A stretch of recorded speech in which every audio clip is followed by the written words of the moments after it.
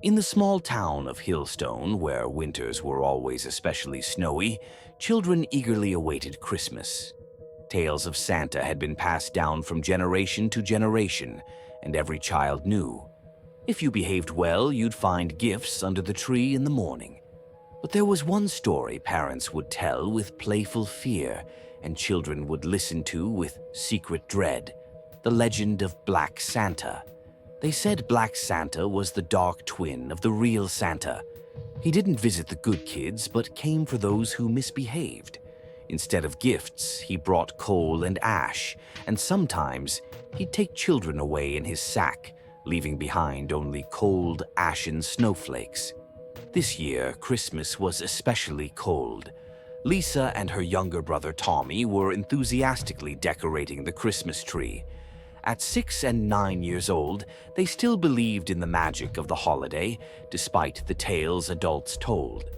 Their mother, Mary, had warned them that Uncle Joe was supposed to stop by to help bring the Christmas gifts, but he was running late.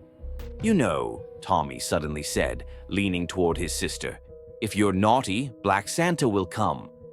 "That's nonsense," Lisa scoffed, but there was a hint of doubt in her voice. "Black Santa isn't real." But Tommy couldn't shake the feeling that something in the air had changed. It was quieter, too quiet.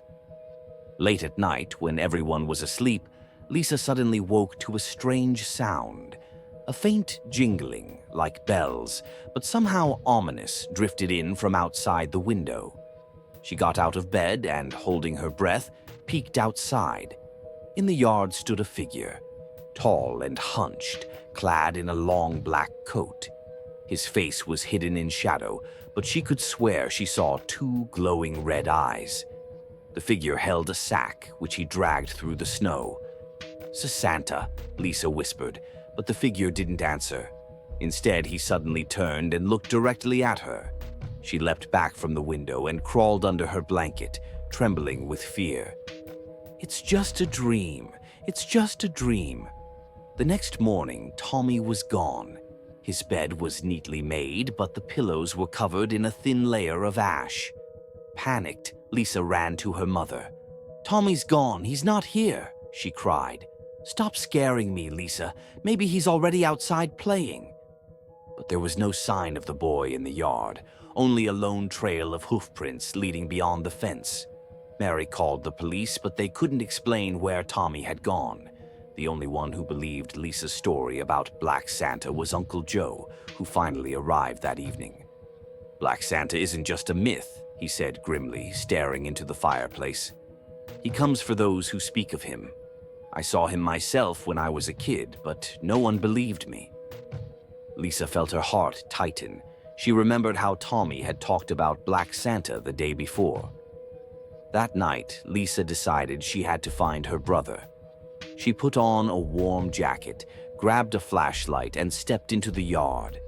The snow crunched under her feet, and the cold bit to the bone. The hoofprints led toward the forest. The girl took a deep breath and stepped into the dark, silent woods, where it felt as if eyes were watching her every move. With each passing minute, the flashlight's beam grew weaker, and her fear grew stronger. Lisa didn't know that someone was already watching her. Black Santa was preparing for his next encounter. Lisa walked deeper into the forest, following the strange tracks. They seemed too large for ordinary hooves, as if they belonged to something inhuman. The branches of the trees creaked in the wind, but the sounds felt almost alive, as if someone was whispering her name. Each step grew harder, and the feeling of being watched became unbearable. Suddenly, a faint red light appeared ahead. Lisa stopped, holding her breath. The light flickered, growing brighter and dimming, as if it was calling her. She took a step forward, then another. The forest seemed to part, revealing a clearing. In the center stood a strange figure, a tall man in a black coat with a sack over his shoulder. His face was hidden in shadow, but Lisa saw two glowing red eyes staring directly at her. "Give me my brother," she yelled, gathering all her courage. The figure didn't answer. Instead, it slowly raised its hand and pointed toward a large, crooked house at the far end of the clearing. The house looked as though it had been built from charred boards. Thick black smoke poured from the chimney, filling the air with the smell of burning. Trembling with fear, Lisa approached the house. She pushed open the creaky door and stepped inside. It was dark and stuffy, the air thick with ash and something sweet, almost cloying. In the corners of the room stood huge sacks, similar to the one Black Santa had carried. One of the sacks shifted, and Lisa, stifling a scream, stepped closer. She untied the rope and saw Tommy. The boy was scared, but when he saw his sister, he immediately hugged her. "He's here," Tommy whispered. "He wants to take us." At that moment, the sound of footsteps echoed. Heavy, slow, they were getting closer to the door. Lisa grabbed her brother's hand and began searching for a way out. But the room seemed to be changing. The walls shifted, the sacks fell, blocking their path. The glowing red eyes of Black Santa were already visible in the doorway. Lisa found a small window through which they could crawl out. Tommy was so terrified that he could barely move, but Lisa pulled him with all her strength. They made it outside, but the figure was already close. At the last moment, the girl grabbed a branch lying on the ground and swung it. Striking the snow, she watched as the figure suddenly froze, then disappeared in a cloud of ash. They ran, not looking back until they reached the edge of the forest. The house was gone, the hoofprints vanished, but the cold laughter of Black Santa still echoed in their ears.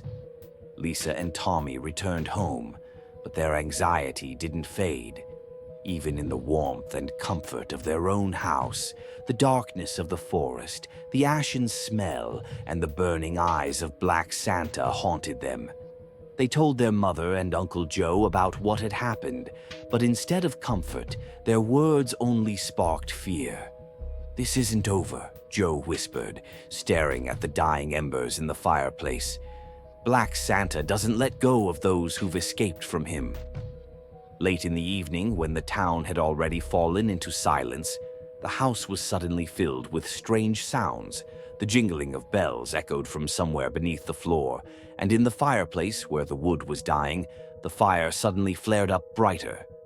Lisa and Tommy huddled together. "He's here," Tommy whispered.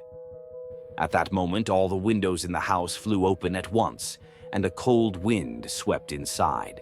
Shadows crawled along the walls, and from them a figure began to take shape. A tall figure wrapped in a black cloak. The burning eyes of Black Santa appeared from the darkness, and he stepped forward, heading straight toward the children. "You must pay for interfering." His voice sounded as though the echo multiplied into dozens of voices. Uncle Joe stepped between them and Black Santa, holding an old pendant in his hands. "You won't have them," he shouted. "Take me, but let them go." Joe's words only prompted laughter. Black Santa raised his hand, and the air in the room seemed to freeze. Lisa remembered what she had seen in the forest, the sacks containing children. She couldn't let this happen to Tommy. Gathering her courage, she grabbed a log from the fireplace and stepped forward. "Leave!" Lisa shouted, swinging the log. Black Santa stopped, his eyes fixed on her. "You don't understand what you're dealing with, little girl," he whispered.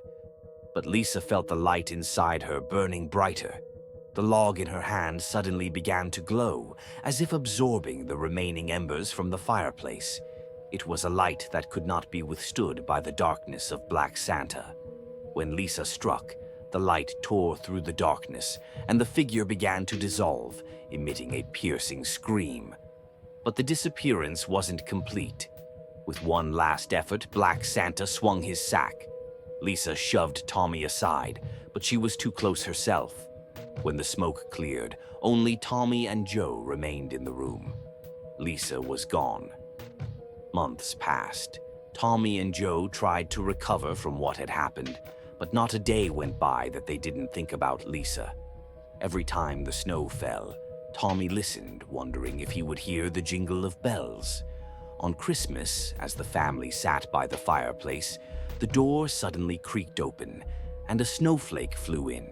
It landed on the floor and began to glow, turning into a small, sparkling light. Tommy felt warmth, the familiar warmth of his sister. "She's with us," he said, smiling through his tears. Stories of Black Santa were never told in Hillstone again, but every household placed a lit candle by Christmas, believing that the light would protect them from the darkness.